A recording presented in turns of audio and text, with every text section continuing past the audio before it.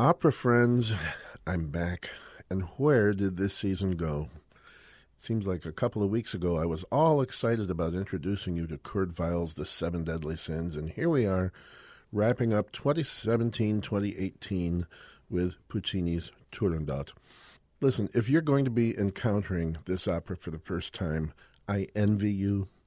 It's been a long history for me with Turandot, which I have known and loved for over a half century.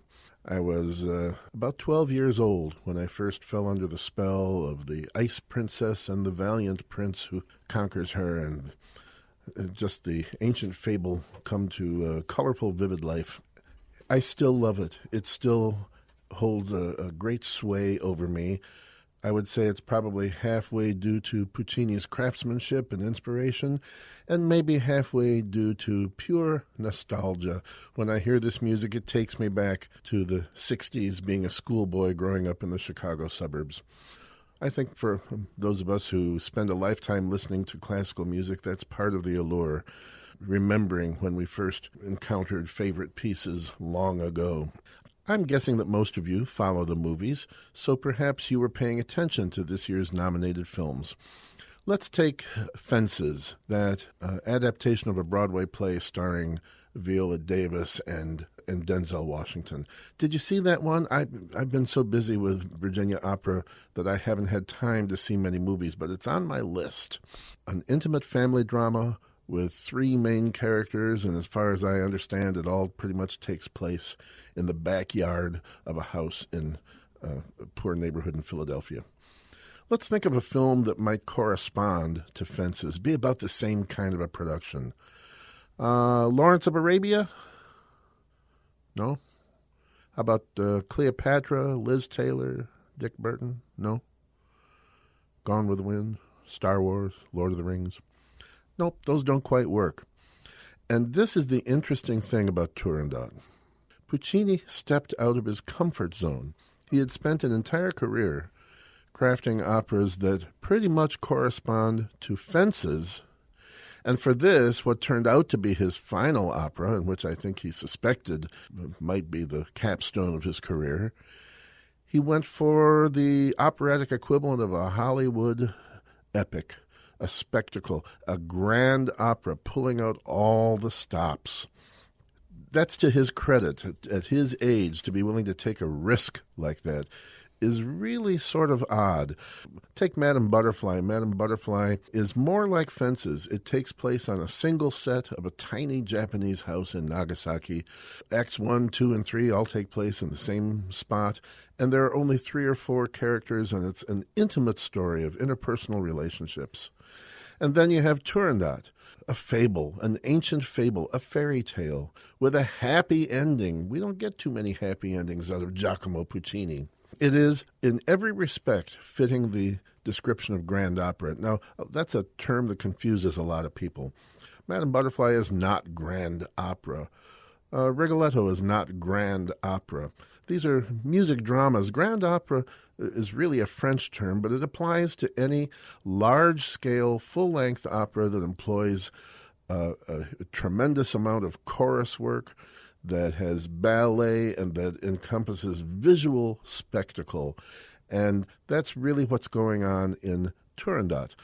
You can get an idea. I mentioned the chorus. Let's start with a couple of choral episodes from Butterfly and Turandot, and you'll get an idea of the contrast we're talking about. In Act 1 of Madame Butterfly, we're gathered there for the wedding rites of Lieutenant Pinkerton, the American naval officer, and his recently purchased Japanese bride, the lovely geisha Cho-Cho-san.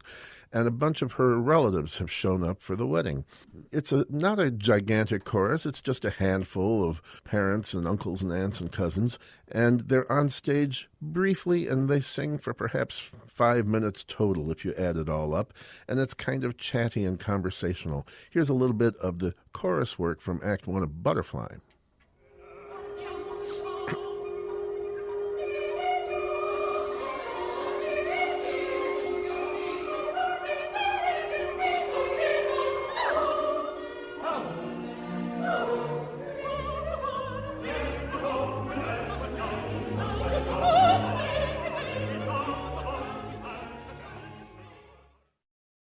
tuneful, bubbly, light, conversational. Now compare that to a chorus at the beginning of Act 2 of Turandot, when the people of ancient Peking, yes, it's Peking, Pekino, not Beijing, we're not that modern, the people of the city have come to the palace of the Emperor Altum to witness the grand trial of the unknown prince as he begins to cope with Turandot's riddles. And here they are singing a hymn of praise to their beloved emperor. You'll notice a slight difference in tone.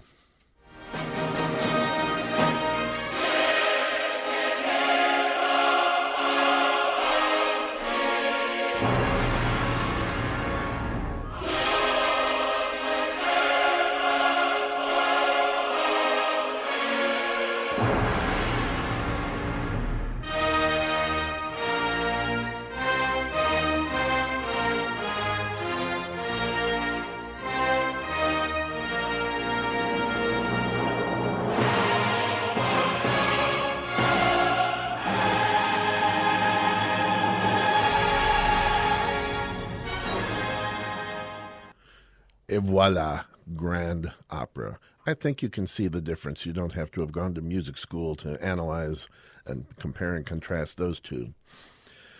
Now, a little bit of background about this opera, if you're not familiar with it. The story comes to us from a surprising source, the old collection 1001 Nights from ancient Iran, back when it was known as Persia. The collection that brings us Ali Baba and the 40 Thieves and the other stories that Scheherazade told to her husband, the Sultan. This collection was translated into French in the early 18th century, and it came to the attention of a certain Italian poet and dramatist, Carlo Gozzi, who adapted the story of Turandot into a very popular stage work, a play, in 1760. This play achieved a great currency around Europe. It was translated into other languages. And as a matter of fact, as a little bit of a coincidence, we just wrapped up our beautiful and highly praised production of Weber's Der Freischütz just a little while ago. And as a matter of fact, when Carlo Gozzi's Turandot was playing in Germany in a German translation, Weber, none other than Carl Maria von Weber, wrote an overture to be played before the action begins.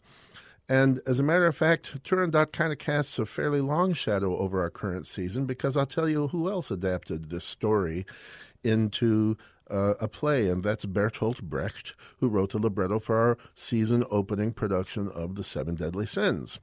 And yes, it did become a rather caustic allegory about capitalism in the hands of Bertolt Brecht, as you might suspect. It is, of course, the story of a princess in ancient China who, for reasons that we will examine a little later, hates men, never wants to be touched by a man, and certainly not wedded to one. Because she's very beautiful, she has a long string of suitors, of princes who come to woo her, and the gauntlet they must run to be awarded her hand in marriage is to answer 3 riddles. As the curtain opens, no one has had any success, and each unsuccessful suitor has paid with his severed head.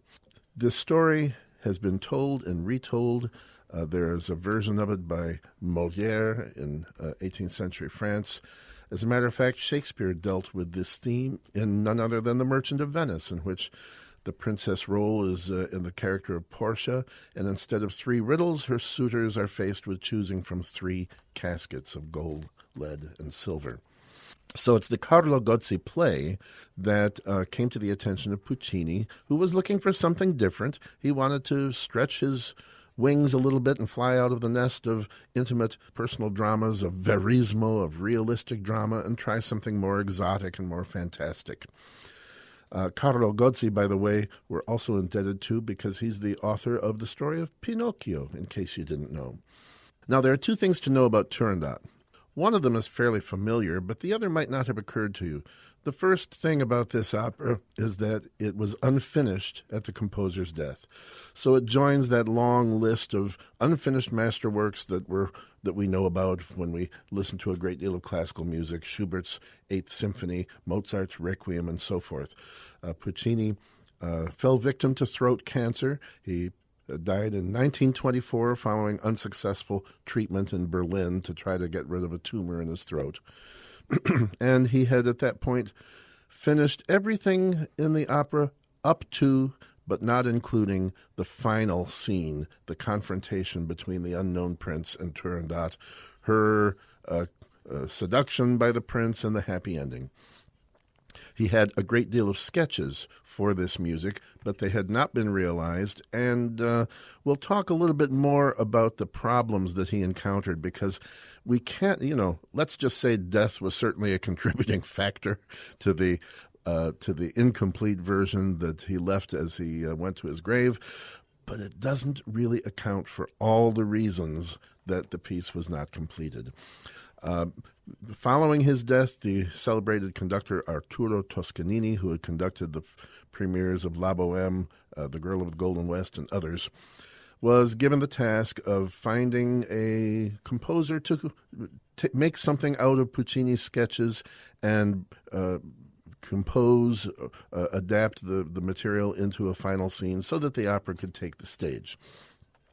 There were several who turned down the invitation, not wanting to have to follow in the footsteps of this great master. It finally fell to one Franco Alfano, whose operas are largely forgotten today, but who enjoyed some success during his lifetime, and by this time was in his 50s and directing the Conservatory of Music at Turin. He took on the job of molding the final material into a stage-worthy scene. And you may be familiar with the story that at the first performance, some 15 months later at La Scala, when Toscanini was conducting, he brought the performance to a halt at the point at which Puccini stopped composing, turned around and made an announcement to the audience, and everybody silently filed out of the theater, having only heard the portion that was completed by the composer. Now, that's the one thing that, if you know anything about Turandot, you're probably familiar with, but there's another interesting aspect to this opera. Let me set up for you a little chain of dominoes. The last scene that Puccini completed was the death by suicide of the slave girl Liu, the seconda soprano. There are two main soprano roles, Turandot and the little slave Liu. Liu kills herself in Act 3 for reasons that we'll discuss. That's the first domino. The next one is the death of Puccini. And the third domino is the death of Italian opera. Because Turandot is the last great Italian opera to enter the repertoire and become standard all over the world. And that's in 1924 Puccini dies. We're coming up on a century, folks. Before you know it, it'll be 100 years since Turandot. And there have been no more significant Italian operas. Now, yes, those of you who are musicians, you're going to bring up Luigi Dalla Piccola, who wrote The Prisoner, and Luigi Nono, and Luciano Berio, and several others. But I'm talking about the operas that are beloved by the public, that you'll find in all the great opera houses across the country and around the world, at the Met, at Virginia Opera, at Sarasota Opera, San Diego Opera, Chicago, San Francisco. For reasons that you cannot attribute to any one thing, that are kind of a spider's web of interconnected reasons, Italians stopped writing traditional operas. It was their national pastime. They invented opera, for Pete's sake, back in 1597 in Florence, Italy, with the composers Peri and Caccini. and the operas that are most beloved by the public, except for those weirdos who prefer Wagner. But come on, mostly we enjoy Rossini, Bellini, Donizetti, Verdi, Mascagni, Leoncavallo, Puccini, and so many others that you could fill up a textbook with them. And they still sing it. There are still hundreds of opera singers around the world having fine careers whose last names sound like varieties of pasta. The principal conductor at the Met is Fabio Luisi. My goodness, the gondoliers in Venice and the waiters in the restaurants all sing opera. But they just don't write it anymore. Turandot was the death of opera. I could spend an entire, the rest of the broadcast discussing all the reasons for that. As I say, it becomes complicated. It has to do with the rise of electronic media, the rise of musical styles that were not compatible with the Italian approach to vocal writing, such as jazz and all the expressionistic composers and atonal composers. And perhaps after some 350 years, it was no longer an essential way. I compare it to baseball in America. We call baseball our national pastime, and yet these days high school athletes in our country don't dream of playing in the major leagues. They don't dream of playing for the Cubs or the Yankees. They want to play basketball and football.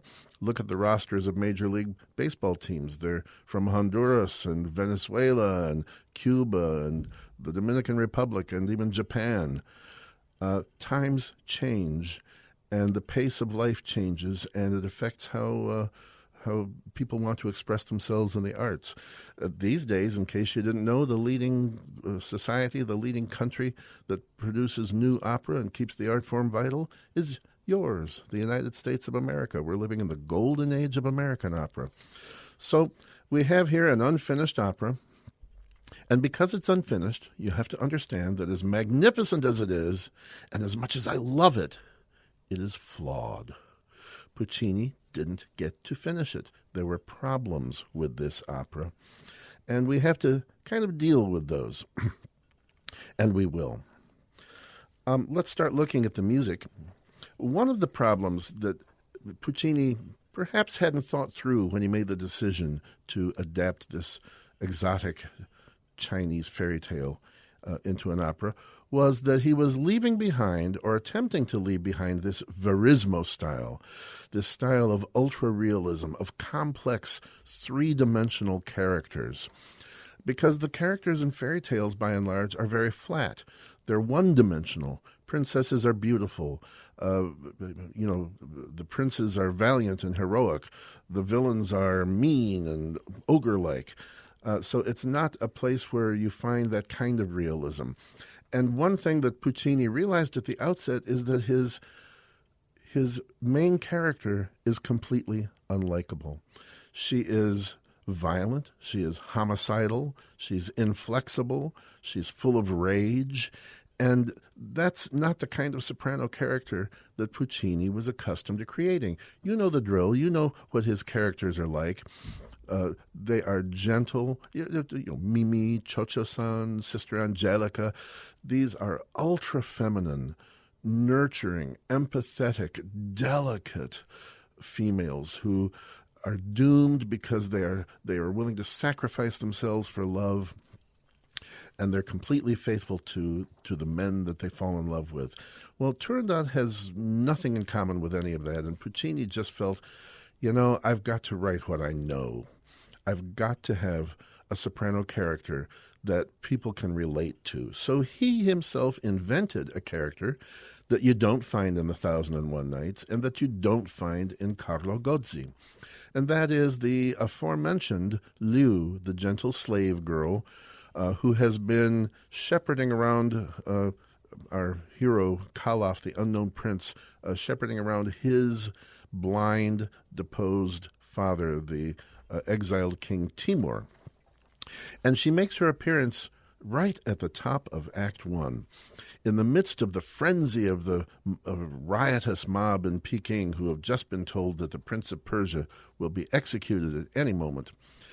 Kalaf sees his father on the opposite side of the mob. He rushes to him, And there's a brief reunion, and Kaloff asks this slave girl, who he doesn't particularly remember from the old days at the palace, why she has endured all of the adversity of caring for his elderly father. And in a melting phrase, she looks up at him wistfully and says, "Because one day long ago in the palace, you smiled at me."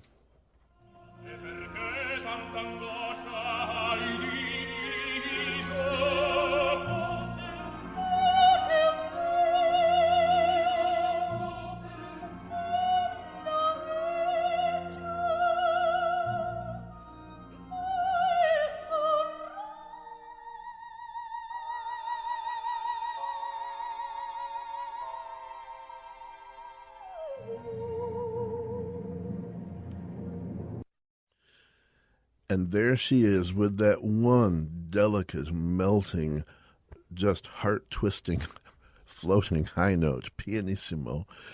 Everybody in the audience says, there she is. There's our Mimi. There's our Cho-Cho-san. There's our sister Angelica. There's our Tosca.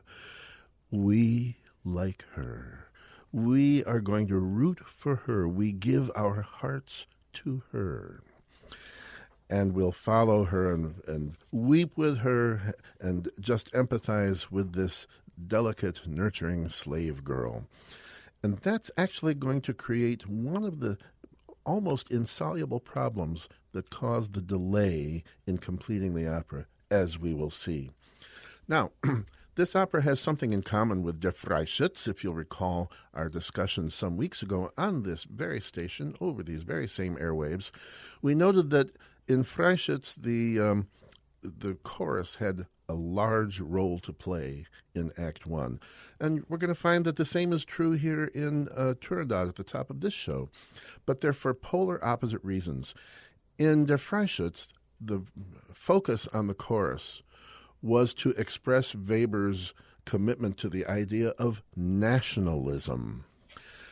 But there's no nationalism in Turandot. Rather than expressing the idea of a community of people coming together and forming a single society, the chorus here is simply about spectacle and exoticism.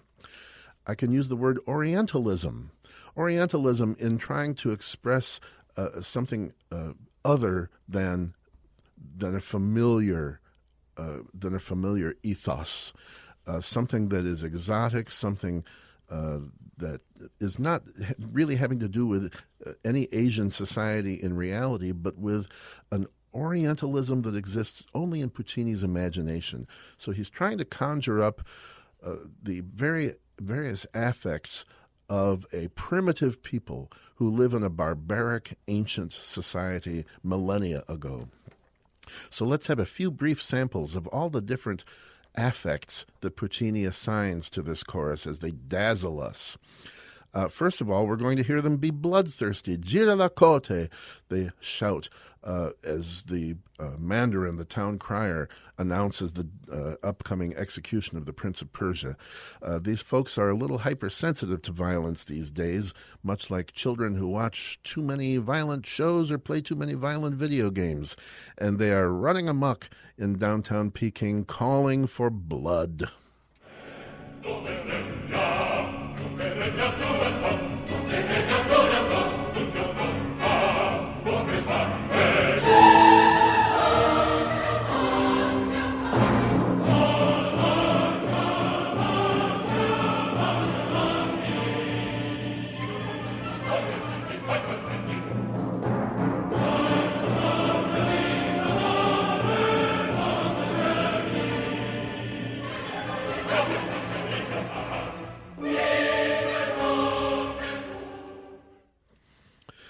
At the height of this frenzy, there's a wonderful visual effect as suddenly the moon begins to rise. That's always a real opportunity for the set designer and the crew to show their chops and give you a breathtaking visual spectacle.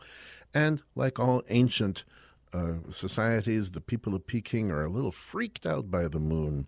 They don't know what it is. They view it as some sort of supernatural thing to be worshipped. They all fall to the ground, prostrate, and begin chanting invocations to the moon.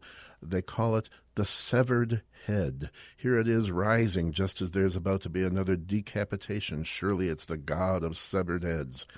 And while the words are a little grisly, the music is absolutely hypnotic. You'll hear little clarinet and woodwind riffs, ripples that sound like moonlight dappling through leaves of trees or on the water. Gorgeous music, my favorite on the show.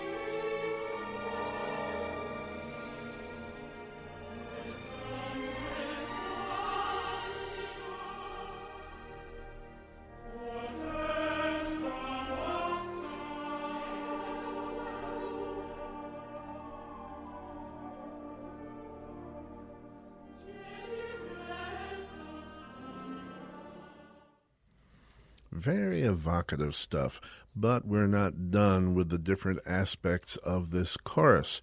At the height of the invocation to the moon, we hear children's chorus, and here this will be an example of Puccini having done his due diligence. Obviously, he liked to write operas about exotic, far-flung locales. You may know that next season, Virginia Opera will be staging The Girl of the Golden West, his opera about a California mining town in the cowboy era. And whether it was Madame Butterfly in Japan, the cowboys in California, or ancient China, Puccini tried to find authentic melodic examples that belong to those cultures. And here he has researched authentic Chinese folk tunes. He borrowed books. He borrowed from a friend a music box that actually played authentic folk tunes. And what you're going to hear now, I'm going to play it for you in something approaching its original, how it would have sounded when it was first, when it was played centuries ago by Chinese musicians. This tune is called Jasmine. The Chinese name is Mulihua. And here you're going to hear it played on an authentic Chinese folk instrument, the erhu, kind of a long-necked string instrument with a single string that's bowed, almost like a cello. So here is the Chinese tune, Jasmine.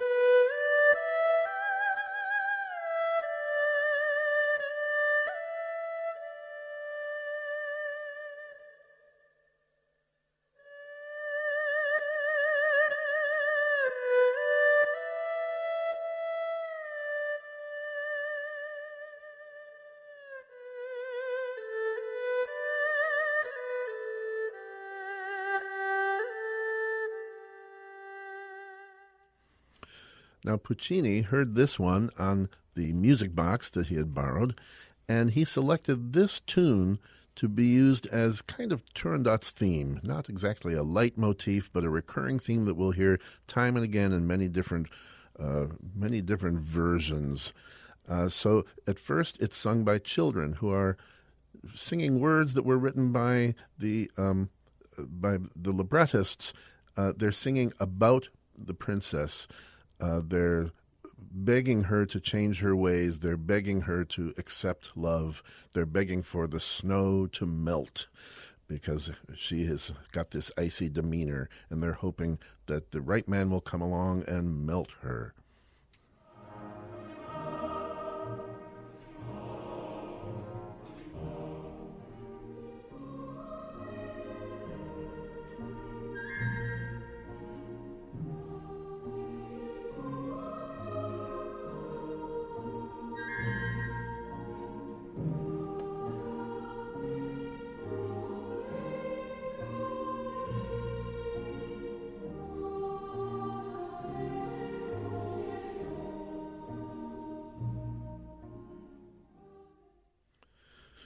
And the next time you hear that theme, you might not recognize it because it will have undergone some rather drastic changes.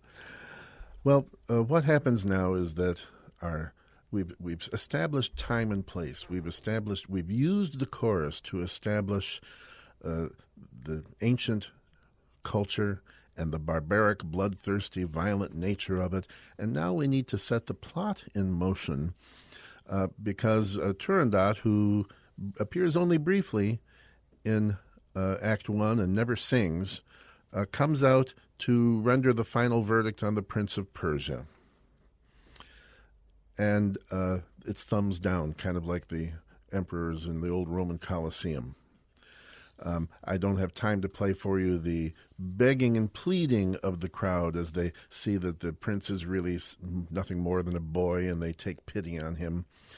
And our hero, Kalaf, the unknown prince, he's a stranger, no one knows his name. At first he is cursing the princess for her cruelty, but once he takes a good look at her, he kind of says, oh, man, she's actually kind of pretty. I believe I love her. It's that fairy tale moment where one look at a beautiful woman is enough to make you love her passionately for all of time. I always wonder, what if it turns out you don't have anything in common? What if it turns out she's got, bad breath or a foot odor problem, or she's vegan and you like to eat meat? But in fairy tales, these are not really issues that we worry about. One look and he's deeply in love for the rest of his life. Why? Because it's a fairy tale.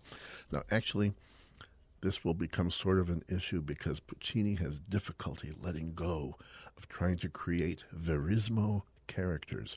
But enough. Right now we can just accept it as a typical plot device in a fairy tale.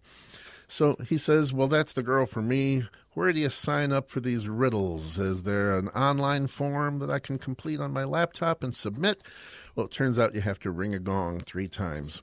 And, the fairy tale plots are kind of streamlined because they're originally written for children, aren't they? So you really could tell this story in about 20 minutes, but because it needs to be a full-length opera, we have to flesh it out a little bit. So the rest of Act 1 is taken up with people trying to dissuade Kalaf from his rash decision to ring that gong. Do not ring that gong. Step away from the gong.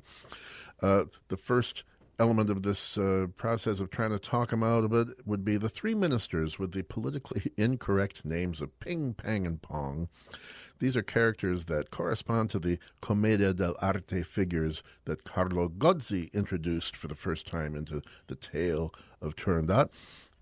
They're slightly different in Puccini, but they're based on those Commedia dell'arte. They're the comic relief. Their function is to mock everyone, make fun of the prince, make fun of Turandot, and so forth.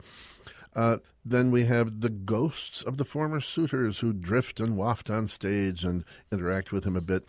But the third and final interaction with the prince on his way to the gong comes with Liu. She sings this aria, please, sir, listen to me, signore, ascolta, listen, my lord. Liu non regge più. Liu cannot bear it anymore. We've had so much adversity, your father and I. We've suffered so much, and now here you are to rescue us, and please don't go to your certain death. This tune, again, is an authentic Chinese folk tune. It's one of 3 that Puccini used. You've already heard another one besides the children's chorus, that hymn to the emperor that we played back at the beginning of this program. That was actually another authentic Chinese tune. Now, folk tunes from around the world have a lot in common. I don't care if they're German folk tunes, American folk tunes, South American, African, Asian. They tend to be pentatonic. That is, they're limited to 5 notes, and you can play them on the black keys of the piano. And Asian folk tunes, Chinese folk tunes, tend to be very disjunct in their motion. What does disjunct mean? Well, a melody that is very smooth, that moves by small intervals, stepwise, up and down, like in scale figures, is known as conjunct. That's conjunct contour. Ya da da da da da da da da da da da da dee da da da da da would be a nice smooth conjunct motion. Disjunct means very jagged, with with leaps and skips going up and down and up and down. Kind of think of the way that Woodstock, the little bird from Peanuts, flies. Bum, bum, bum, bum, bum, bum, bum, bum, bum, bum, bum. So this being an authentic tune, you will hear a more disjunct motion from Liu, which actually will serve a dramatic reason, as we'll talk about a little bit later. So here she is making her case, trying to talk her beloved prince, with whom she's, of course, desperately in love, out of ringing that gong.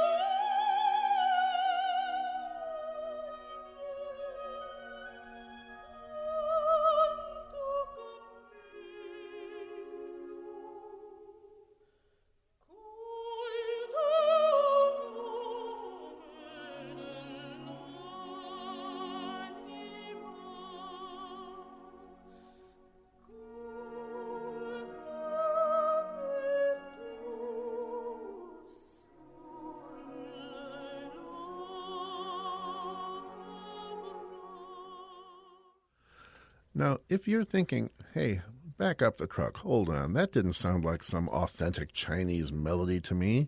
That didn't sound like the music I heard when I went to my Chinese buffet last Sunday and they were playing Chinese folk music on the loudspeakers while we ate.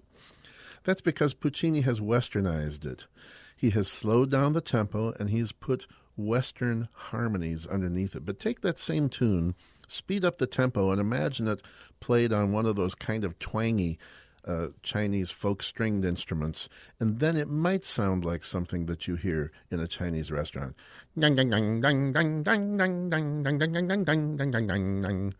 it sounds a little bit more like what Puccini might have heard on that music box.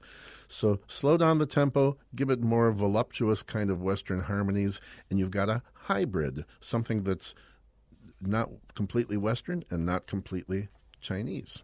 The finale of Act One is taken up with a concerted number in which the orchestra, the large chorus, all the principals, Liu, Timur, Ping Pang and Pong, everyone except Turandot, who is receded to her boudoir in silence by this time, reaches a great climax trying to prevent this guy from going to what is certainly certain death.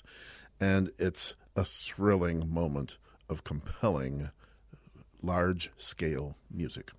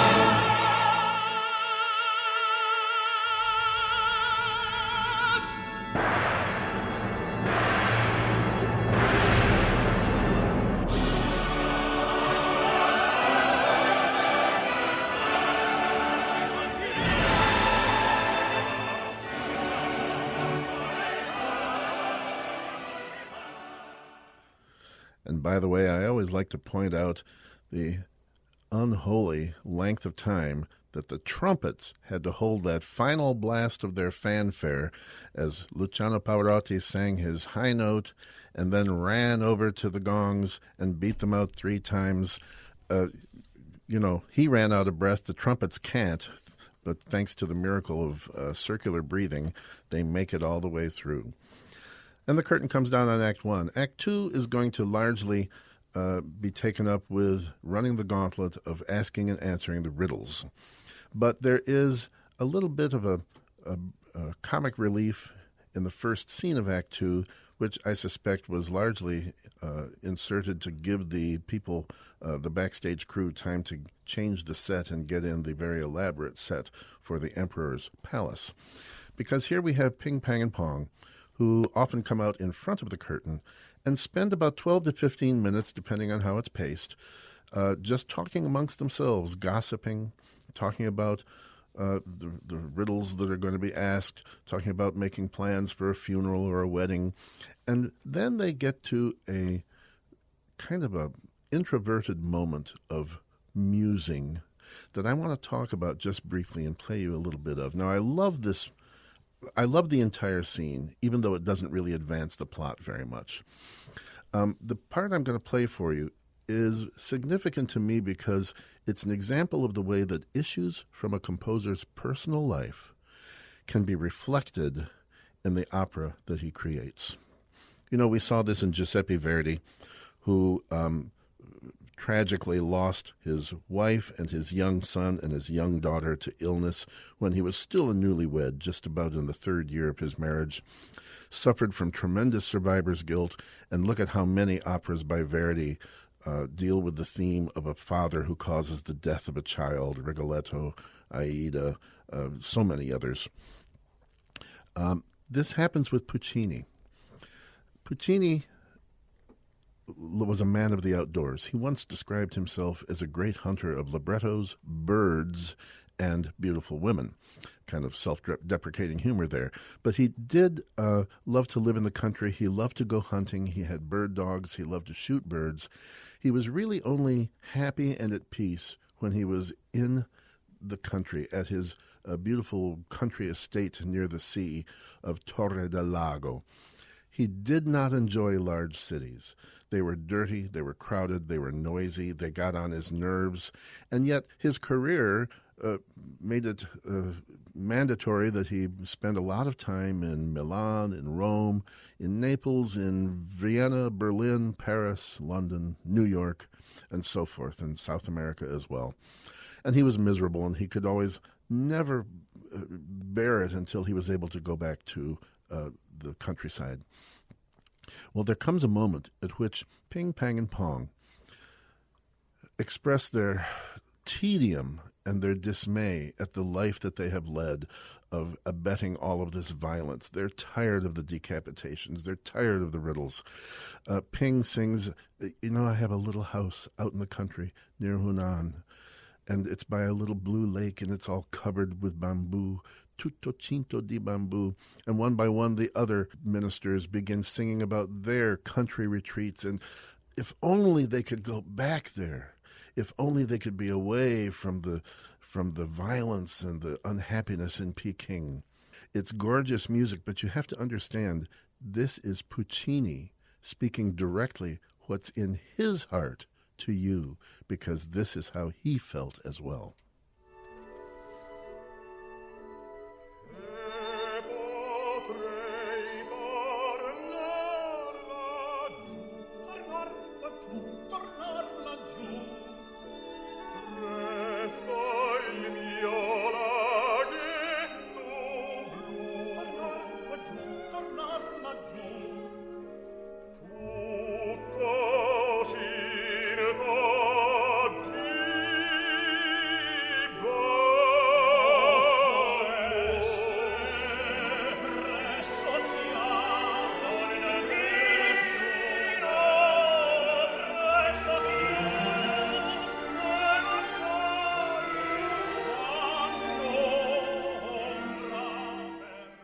The curtain soon rises on the Emperor's Palace for Scene 2 of Act 2. You've already heard at the beginning of this program, I played the hymn of praise as the entire city of Peking gathers to watch the trial of the riddles. Kind of a reality show for them, I guess. Gets very high ratings. And there's a little ritual we must go through. Turandot, we're going to hear from for the first time. She's going to sing an aria, and this aria is so that the people, and especially this unknown prince, this stranger, will understand why she does this. What is her problem with boys? Yes, I know boys have cooties. All girls in elementary school will tell you that. But What is the deal? Why does she wish to torment and be so homicidal against all of these men? And in this aria, in Questa Reggia, she explains that it has to do with her ancestress, the beautiful, serene Princess Lo Ling, from centuries ago, who was once manhandled by invading men, an army that came in, that beat her, that assaulted her, raped her, and killed her, and that this princess's spirit cries out for revenge, and that Turandot sees herself as the instrument of that vengeance upon men for the harm done to her ancestress. This is not going to be a typical Puccini aria, and this is not the kind of soprano singing that you're accustomed to from Tosca, from Butterfly, from Mimi. It is a heroic, dramatic soprano. We'll talk about that on the other side, but listen to the intimidating, domineering wall of sound that comes out of this Princess of Ice.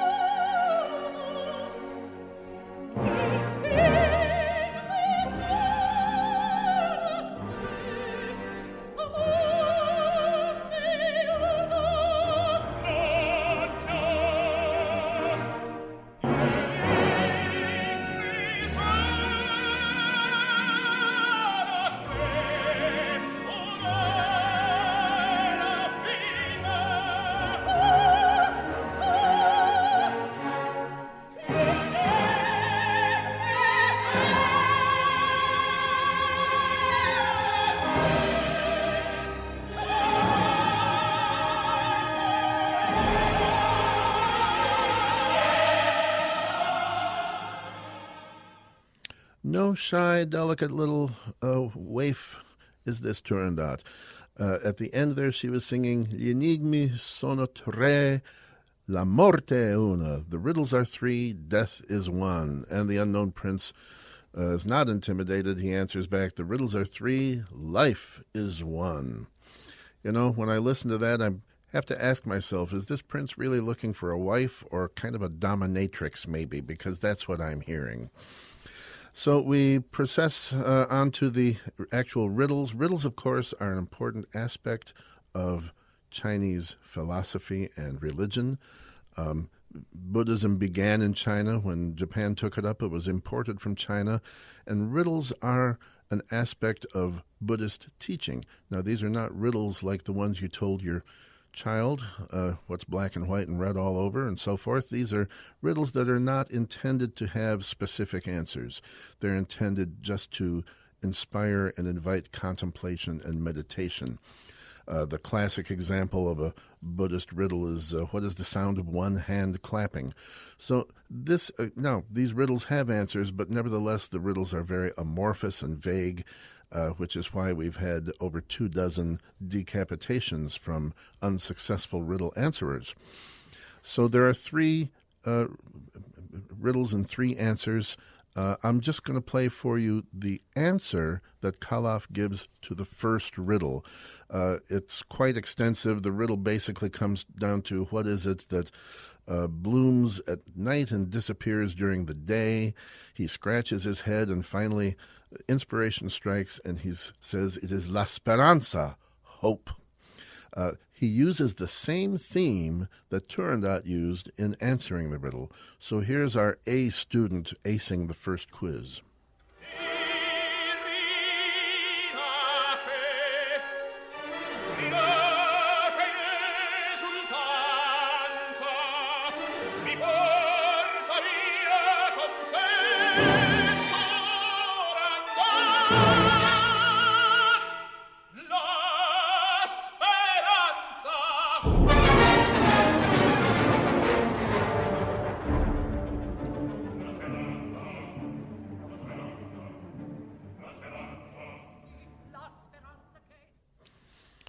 Well, by the time he successfully navigates all three riddles, the crowd bursts into cheers. The emperor is very happy. Everybody's looking forward to a wedding, and Turandot's having none of it. She goes up to her father and basically says, "Daddy, I don't want to marry him. He's icky." And the emperor basically says, "You know what? It's your rules, Cupcake, so suck it up."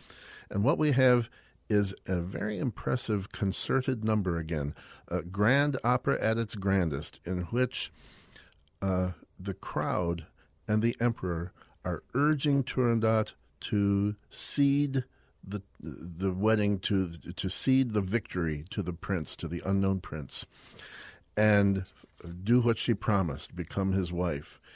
And she is voicing her protests above them. Now, what's remarkable here?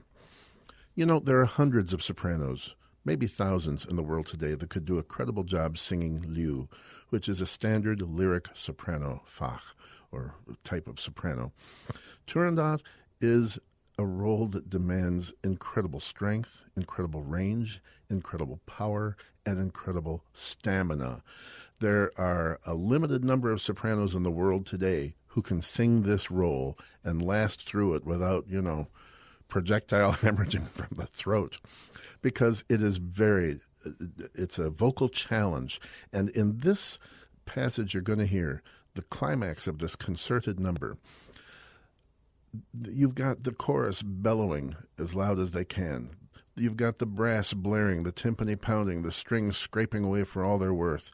A tremendous volume of sound, a wall of sound, and Turandot's voice, unamplified. We don't use sound systems in the opera, must ride out over it like a surfer riding along the crest of a wave. She's got to actually just sort of stomp on all that other noise and be heard above it like stepping on a bug on the kitchen floor. This is truly amazing.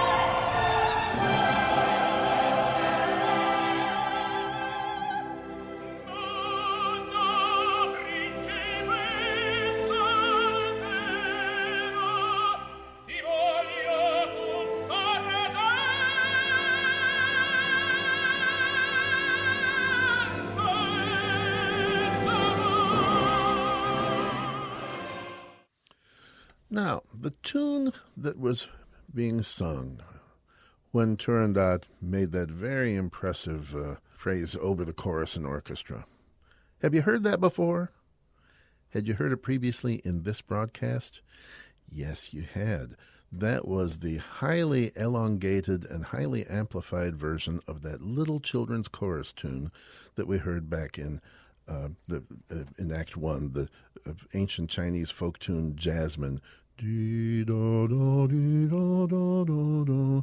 what a difference. Cracks me up what he's able to make of that. So Kalaf, our unknown prince, now does something very strange. He says, all right, look, I don't want you to be my bride if you're this freaked out about it, so I'm going to give you an out clause. Nobody knows my name. I'm new in town. I'm a stranger. I'll give you a riddle. Find out my name by dawn, and you don't have to marry me. I will gladly go to my death. And I'm thinking, what are you doing? Pal, what are you thinking? What are you doing? You just cheated certain death. You made it. There are 27 decapitated heads lining the streets of Main Street out there, and you beat it. And what are you doing? You don't think she can find out your name? You are tempting death. What is going on here? It's not unusual if you read very much about Grimm's fairy tales. You know that even the simplest seeming fairy tale can contain quite a bit of philosophy and quite a bit of psychology underneath it in the subtext. And when I think about what the prince is doing here, I think about what Sigmund Freud wrote about almost a century ago, when he said that all human behavior is motivated by two competing yet balancing instincts, the instincts of eros and thanatos. Eros is the life force. It is not only what compels our sexual drive, but our appetites for food and shelter and companionship and positive cooperative social interaction. What preserves our life and the life of the species. That's eros. And that's what's going on when the prince sees the beautiful princess and falls in love with her and wants to have her, wants to solve the riddles and marry her. But the other thing that drives human behavior is thanatos, which is the death drive. And really, that's the drive that when your crazy brother-in-law rides his motorcycle without a helmet and you try to talk sense into him and he doesn't listen, that's the thanatos bubbling up to the surface in his personality. But it's more than just the death wish, which Freud says all living creatures really have, and that it's their in the end, it's our main objective to get to the grave. It is what inspires hate and war and aggression and the desire to dominate other living things instead of cooperate with them. And really, Kalof here is manifesting these two competing instincts. He's in love with the princess, and yet he's tempting death. He is fascinated with death, apparently, and is, despite the fact that he's just secured his freedom and freedom from decapitation, nevertheless, he's walking right into it again. And keep in mind, because we're not done with our discussion of eros and thanatos, so hang on to those two terms. Act 3 is taken up with the climax and the denouement and the happy ending. As the curtain goes up, Turandot has accepted his challenge. She's going to solve the riddle. She has sent her goon squad out into the hinterlands to interrogate everyone in Peking and, if necessary, beat the knowledge out of them. Surely someone knows his name. And we hear the guards cry out in the distance, the edict from the princess, Nessun dorma in Pechino, no one shall sleep in Peking. And now comes the great aria, which is the reason that 90% of you are going to pony up and buy a ticket to our production. This aria, Nessun dorma, it has morphed over from high art into popular culture in a way that Puccini would probably just shake his head and wonder about if he knew it. And perhaps he does up there in the composer's lounge in heaven. Nessun dorma, sings the prince, taking up the distant chant of the guards. No one will sleep, and that includes you too, princess. You're up there kind of tossing and turning. Your melatonin hasn't kicked in. Your mattress isn't too comfortable. You're tossing and turning as well because you are worried how this is going to turn out. And although we won't hear it in this excerpt, he finishes by singing Vincero, Vincero. Well, we got to talk about that. But first of all, I know you want to hear some of it. It is a big, wonderful tune. I don't know if it's a great classical composition, but surely no composer ever found a better vehicle for the glory of the tenor voice than Puccini in Nessun Dorma.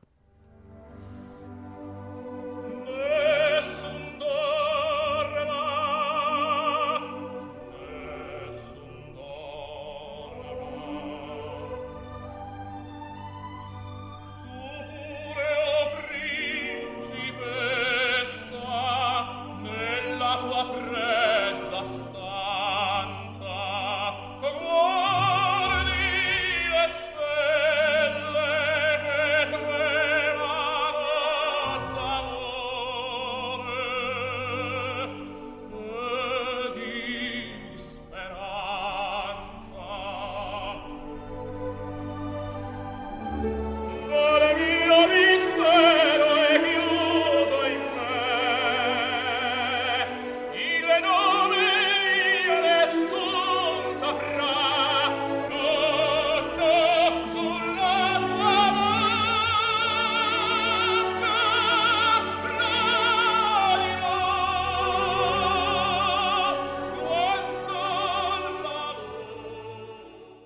This aria, what has made it so popular? Well, the three tenors sort of contributed to that, didn't they? Domingo Carreras and Pavarotti singing it, in a tag team format in Yankee Stadium and on TV. There's something about this tune and the way it displays the voice that has made it catch on in a way that has subjected this poor song to all sorts of abuse. Most of the performances of this song are something that just about give me a heart attack of pure despair. I'll share a couple of them with you. Here is a gospel singer singing it before a live audience at a contemporary Christian concert. I'll let it speak for itself. Tu pure, o principessa, nella tua fredda stanza, guardi le stelle che tremano d'amore. And if you enjoyed that and you liked it better than Pavarotti, you and I need to talk, so message me and we'll get together at Starbucks and I'll explain some things to you.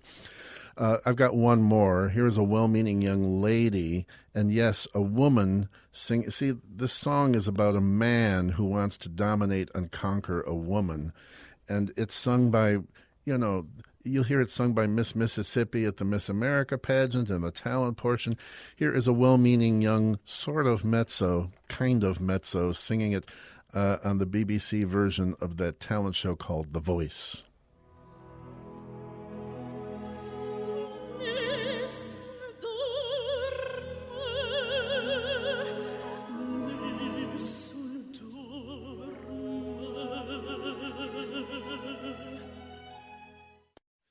Thank you. Next, and worst of all, if you go on YouTube, you'll find 12-year-old children singing this. 12-year-old girls who have no idea what they're singing about.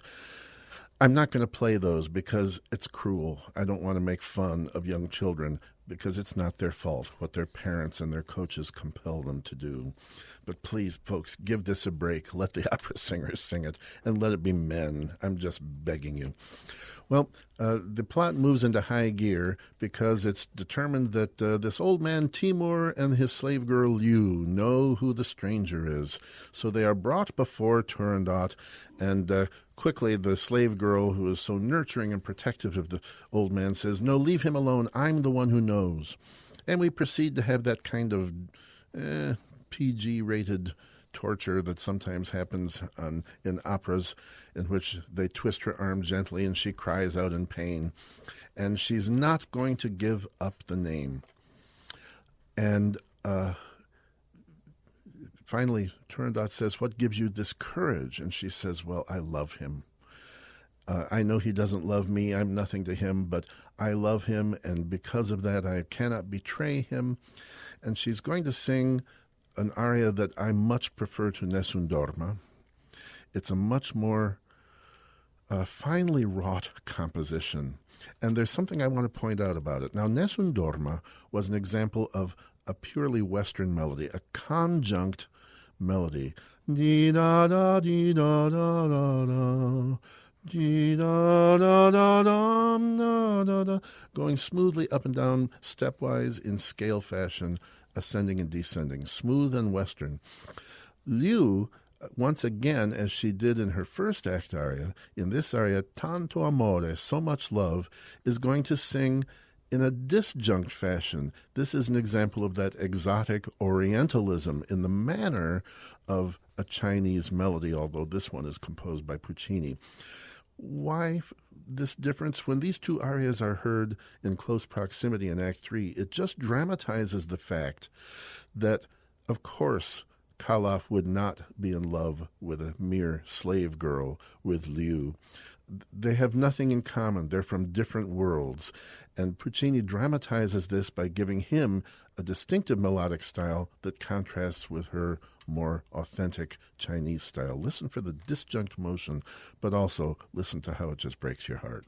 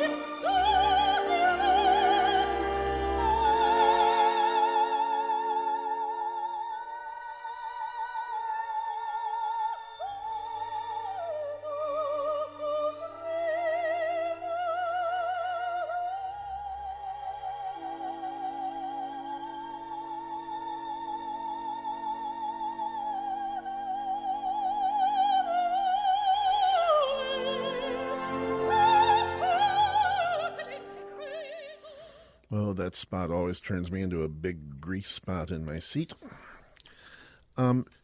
This briefly mentioned that aria, that scene of the suicide, because shortly after that number, and after predicting that Turandot will fall in love with the prince just as she has, Liu grabs a knife and kills herself to prevent herself from betraying the man she loves.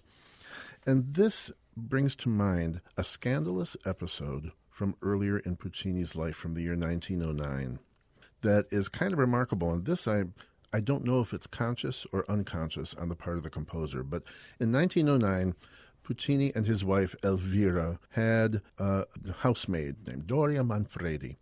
Now, Elvira was a difficult woman with a prickly personality, and she was highly aware that her handsome, famous, wealthy husband was very attractive to the opposite sex, and that he enjoyed that. And she, there was kind of a loveless marriage. He married Elvira because he had gotten her pregnant and wanted to make an honest person out of their son, Antonio. And Elvira was a little bit bitter and suspicious of her husband at all times, and she got the idea that Puccini had been sleeping with Doria. And she made life miserable for this young girl. She berated her, she made scenes, she yelled at her, shouted accusations at her, made scenes in public, and made life pretty much unendurable for this young maid, who eventually, just to kind of escape the misery of it, killed herself, took poison. And there was an autopsy done, and it developed that she had died a virgin, that Puccini, of course, had not been sleeping with her. My goodness, the idea that he would be canoodling with the help when he could have had any of the most glamorous and sophisticated women in Europe who would be happy to go to bed with him. So the relatives of the deceased maid brought charges up against Elvira, the equivalent of manslaughter, I suppose, and Elvira went to prison for several months until Puccini bought off the family and had the charges dismissed. And they returned to their loveless marriage. Now consider a difficult woman berating, making life difficult for someone of the servant class, and the husband has no romantic interest in her. That really kind of echoes Turandot torturing the poor girl Liu, who Kaloff regards with empathy but has no romantic interest in, until the point where the slave girl kills herself. This is just fascinating to me. I have no idea. I've read extensively about Puccini's life. We don't have any particular idea whether he was aware of what he was bringing to the stage in terms of the echoes of the issues from his own life. But there it is, kind of staring us in the face. And it brings us, that's as far as Puccini got. At this point, we get into Franco Alfano's conclusion. And as I mentioned, yes, if Puccini had lived, if he'd lived 10 more years, of course he would have he would have finished Turandot himself. But the death is not completely the reason that he was unable to tackle that final scene. They really had months and months and months, years really, of struggling to overcome some of the structural problems in this final scene. I've read through Puccini's letters to his librettists and his publisher. Really, there are three problems with this final scene. Number one, the fact that we love Liu, that she has the gorgeous arias, that she's the delicate, lovable one. We like her, our sympathies are with her, and now for this final scene, she's dead, and we're left with that screaming Mimi, that harpy, that unlikable Turandot, and somehow we're supposed to transfer our affections to her and root for her and be glad for her happy ending. That's a lot to accomplish in the final 15 minutes of a full-length opera. Number two, the kiss. The fairy tale convention of the kiss, that with a single kiss, Kaloff is able to break down her walls and melt the ice and turn her into a vulnerable woman who's ready for love.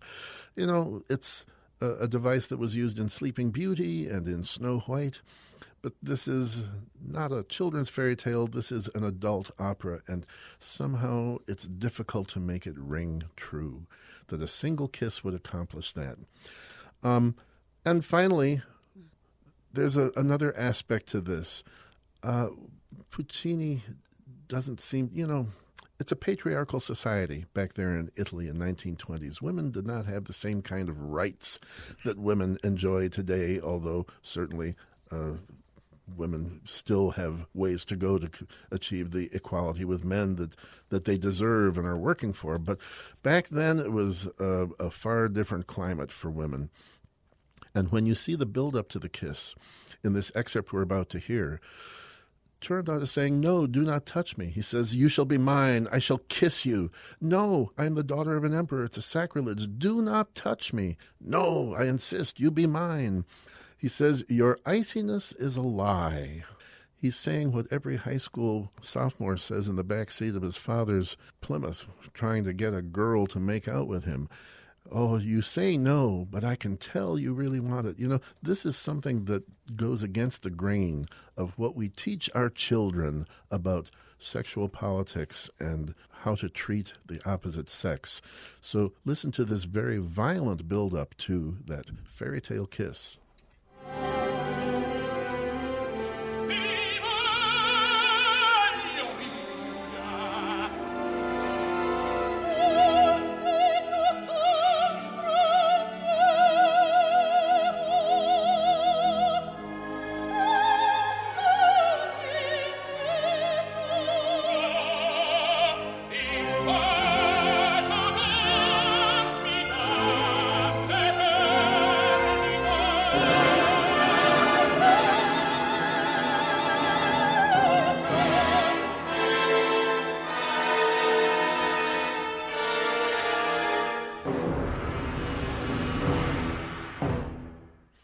Now, once the kiss is completed, there she is. She is quivering. She is defenseless. Her guard is down. She is crying for the first time in her life. She's trembling. She has become a woman. So I guess in a sense, Turandot finds that she's pretty much a soul sister to the 60s pop star Betty Everett, who also experienced a pretty good kiss in the Shoop Shoop song. In his eyes. Oh, no, you'll be deceived. Is it in his eyes? Oh, no, he'll make believe if you want to know. If he loves you so, it's in his kiss. That's where it is. And no, Shoop Shoop was not among the sketches that Puccini left for Franco Alfano.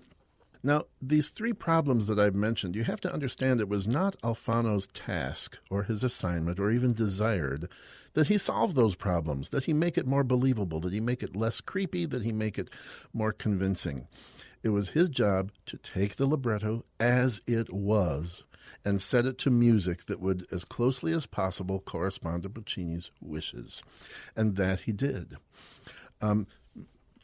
One of the last things I want to play for you today, as we're getting to the end of our little preview discussion of Puccini's Turandot, is the aria that remains for Turandot to sing as a good girl. We've heard her sing an intimidating dominatrix aria. Now we need to hear a solo from the changed woman that this kiss has wrought. It's called the Primo Pianto, My First Tears. And I want you to listen to the climax of this, and I'll tell you what she is singing, because this is significant, and it gives a clue as to how Puccini might have solved these problems. In the passage you're going to hear, she's saying that, in your eyes I saw the light of heroes, in your eyes I saw haughty certainty, and for that I hated you, and for that I loved you. Here is a love-hate relationship in an opera aria.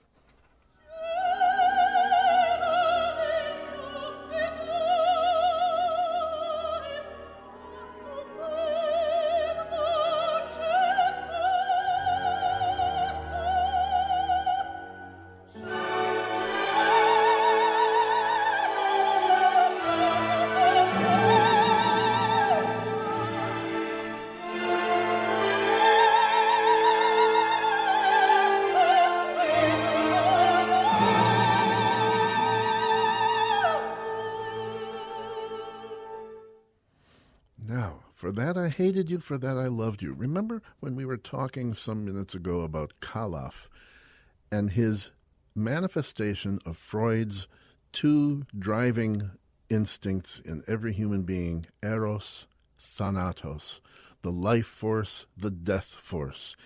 The life force as he falls in love with a beautiful woman, the death force as he continually tempts certain death. Well, what do we have in Turandot's aria here? She's singing, I hated you and I loved you. Hate is thanatos, love is eros. Could this be the key to understanding why he is able to seduce her, why he is able to overcome her attitude about men, and why she is able to be happy to him? Don't they have this in common? Aren't they both aware that they are ruled by these opposing but balanced instincts of thanatos and eros? The problem with the libretto as it stands is that this revelation about Turandot comes in literally the last 10 minutes of the opera. It feels tacked on, like pinning the tail on the donkey in a child's game at a birthday party. You know, I'm going to speculate here. What if Puccini had lived 5, 10, 15 more years? Maybe he could have done this. Maybe in some of the ping, pang, and pong material in Act 2, or when they have some more shtick in Act 3 before Liu is brought in, maybe some of that could have been trimmed down, done away with, and in its place we might have had an intermediate scene with Turandot, say, in her boudoir, in her chamber, as her maid is brushing her hair, in which she might have expressed these competing, being attracted to and being repelled by this unknown prince and the conflicting emotions that she was feeling. Then perhaps introducing it earlier in the opera, there might have been a more logical outcome. It might seem the climax of a developing evolution of her character when she sings Del Primo Pianto at the end of the opera, instead of having it feel conveniently tacked on to provide a happy ending. Look, I'm no genius. I write mediocre children's operas. If I could think of that, don't you think maybe Puccini might have thought of that? One thing we know, he was a perfectionist, and Turandot would have been greatly different than the incomplete masterpiece, the flawed masterpiece that we have today. Up there in the composer's lounge, he's probably wringing his hands and saying, no, I'm glad you like it, but you have no idea what it was going to be like if I'd only had a chance. Well, that's okay. It's still in my top 5 favorite operas of all time, flaws and all. They just make for interesting things to talk and think about, don't they? It's been a wonderful season. I appreciate your listening to my little chats, and I hope to see you at the opera.